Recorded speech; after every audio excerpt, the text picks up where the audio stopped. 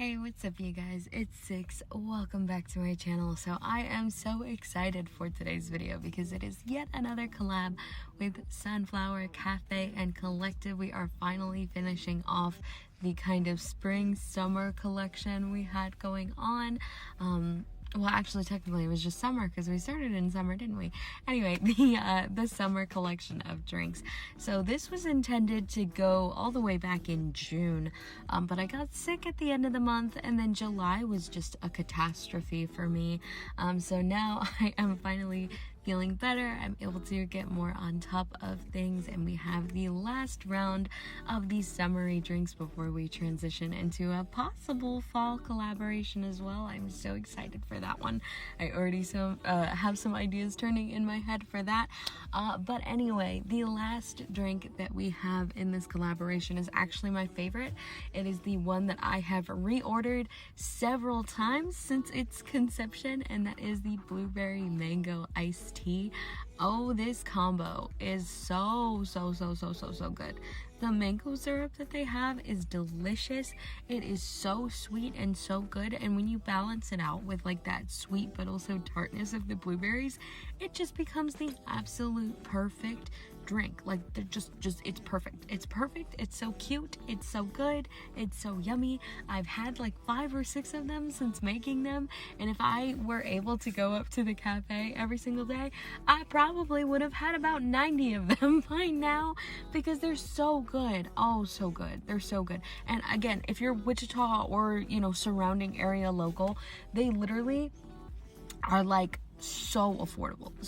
I can get a huge drink for like $5 and it's huge. I'm not talking Starbucks huge. I'm talking it's huge. Oh my god, it is such a good drink. Such a good drink. I wish I could have a million of them.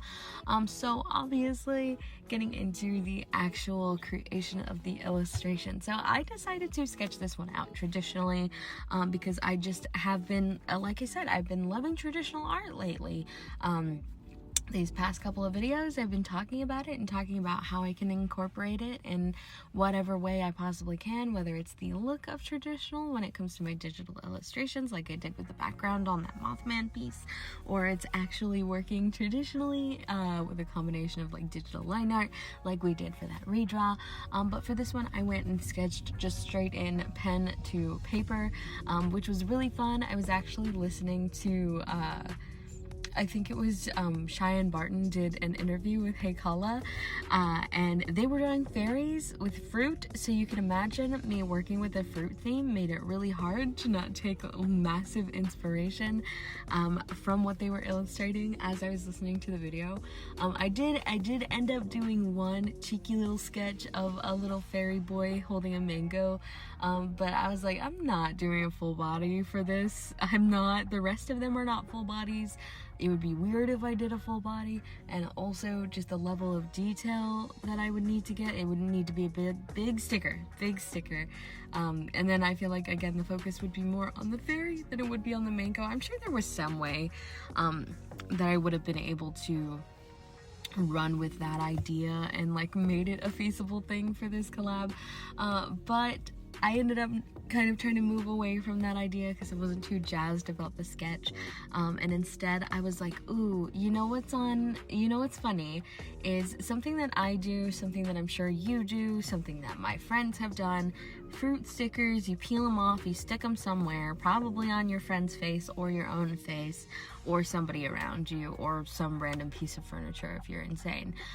So I was like, what if I took the fruit stickers and did like a decora kind of thing? So it's a huge mango sticker on her cheek and a huge mango blueberry like label on her other cheek, because blueberries don't really have stickers, obviously. It's just the big label. So yeah, I just tried to do kind of like a little decora inspired thing, which I've been wanting to do for a while, like an illustration of like a sweet happy face with stickers all over it. I thought it would be super fun.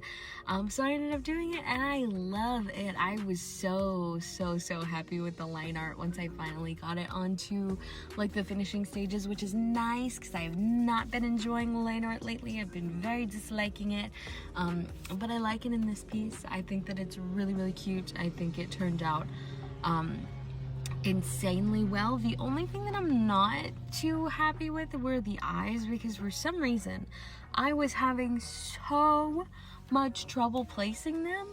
I don't know if it's because they were too big or the expression was wrong or something. I don't know, but I had sleepy. It's very early. I had so much trouble getting them oriented correctly, and I wanted to make things really symmetrical as well, just because I think that looks really good for like a, whoa, I just saw a bird disappear into my rafters. There he is. Wow, he's like exactly the size of them. Hello, little man. Oh my god, there's like a squad of them up there looking for worms. That's adorable. Anyway, what was I saying? Oh, symmetrical. I think like really like portrait focused ones, when they're symmetrical like this with little elements of like asymmetry, are really pretty. I think they're really cute, and so I wanted to keep everything as symmetrical as possible. Sleepy, wow. So I wanted to keep everything as symmetrical as possible, and I think that might have also lended a bit to kind of like what was throwing me off, because normally I don't use a lot of symmetry. I don't think I used this symmetry tool directly for this piece, but I did use a lot of like copying, pasting, flipping, and all that, orienting and stuff like that. So that could have been why I was struggling as well. But anyway, like I said, once the line art had fully come together, I was really, really happy with it. And then moving on to color. So color is where things started to get a little weird, just because, just in the hair portion of it, and also a little bit in the stickers. The skin rendering, I love. I was just enamored. I was absorbed in rendering the skin because it was so much fun. I immediately had just the perfect, prettiest color that I wanted. I usually struggle so much with getting undertones right, regardless of what skin tone I'm working with. I will start out and I will pick, like, after I've color picked 15 different times, but immediately, as soon as I put my Apple Pencil to the, to the page, I guess, to the screen, I was like, whoa, that is beautiful. And then finding the shading was super easy too. I don't know what it was, maybe working traditionally for the last couple of days or week or so made it so that when I came back to digital, it was kind of like a, whoa, this is so easy. I don't know what it was, but I was having such an easy time finding all of the shading tones and the highlights and all of that. And it just was looking so nice and so pretty, and I was so excited about it. But then it came to doing her hair and the stickers, and that is where I struggled a little bit. So in my head, I hadn't really planned for things like the background or anything like that. I was like, one side's gonna be blueberry, one side's gonna be mango, and then whatever side's which, her hair is gonna be the flipped version of that. So on the mango side, her hair would be blueberry, and on the blueberry side, her hair would be mango. But anyway, getting into the stickers. So obviously they were going to have like a white cut line, because that's what I usually do. Sometimes I do a colored cut line, like this sticker actually has a baby blue colored cut line because I think it's pretty. I've been doing a lot of colored ones lately because of Cricut's horribleness, evilness. For some reason it has an easier time cutting when I have a colored cut line.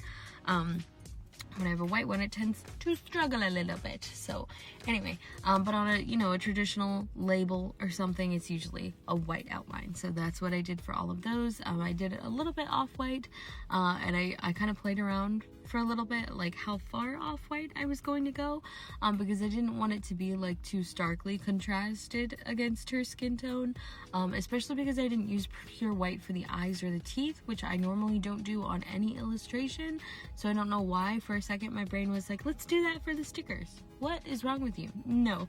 So I went down to, I color picked in between the white of her eyes and the shading, and got like a lightish purple that I thought was really, really pretty. Ended up using that, and then it went into shading the fruit, which was super easy at first until I was like, oh yeah, these have backgrounds also on them, and I didn't think about that. So it took me a while to find background colors that suited the shading that I already had done on the fruit, because I didn't want to redo it. I thought that they looked really nice and pretty already, especially the blueberry. I don't know what's been so fun for me about shading fruit lately, honestly. Like the apples in the last video, it took me mere seconds to do, but just the last little bit of highlight on them just gave me so much serotonin that I was like, oh my god, it's so pretty. I love doing this now. I love making little fruits. I love it. So when I did the blueberry, same thing happened. The little dots of highlight, boom, serotonin. Mango happened, did the little highlights, boom, serotonin again. And I was like, wow, it's so pretty.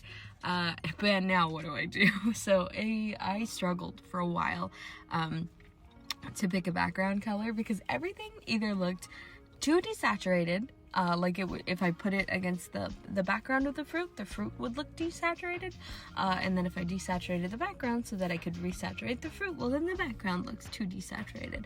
And so I had to play around with sliders a little bit against my own will, but eventually I found some colors that I thought worked for these little fruit stickers, and then doing the last couple were super easy. I just made a cute little purple flower, and then stars are yellow and hearts are pink or red, right? Easy peasy, no struggle there. Very grateful to have kept the rest of them very simple rather than going with other fruits and stuff.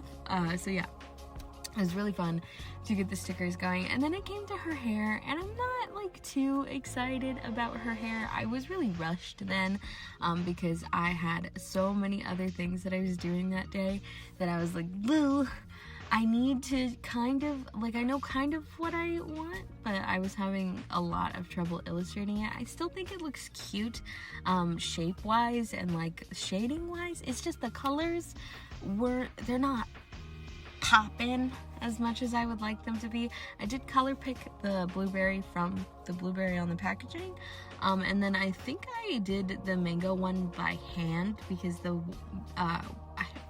did I even try to color pick it?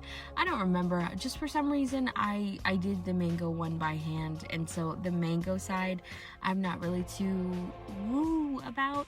The blueberry one's okay. I wish it was a little bit darker. I might go back and tweak it after this video, honestly, before I print them out and bring them over to Sunflower.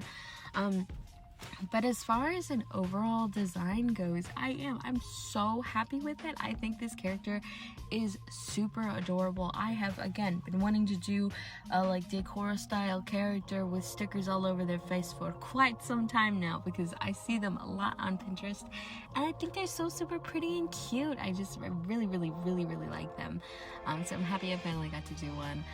But anyway, yeah, that is it for this video, you guys. Let me know what you guys want to see on the channel next. I do have a little idea for what I'm gonna do, so I think I'm gonna, okay, have you guys been seeing those like anime cat face videos on TikTok lately where you take a picture of a cat or your cat or some random cat you found on the internet and try to draw a character over top of them? Because I think there was like a theory a while ago that anime characters are based off of cat proportions.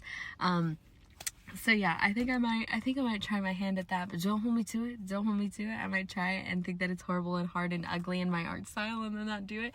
But I also might. But other than that, let me know what else you guys want to see on this channel. Of course, as always, I want to give a big shout out to my patrons.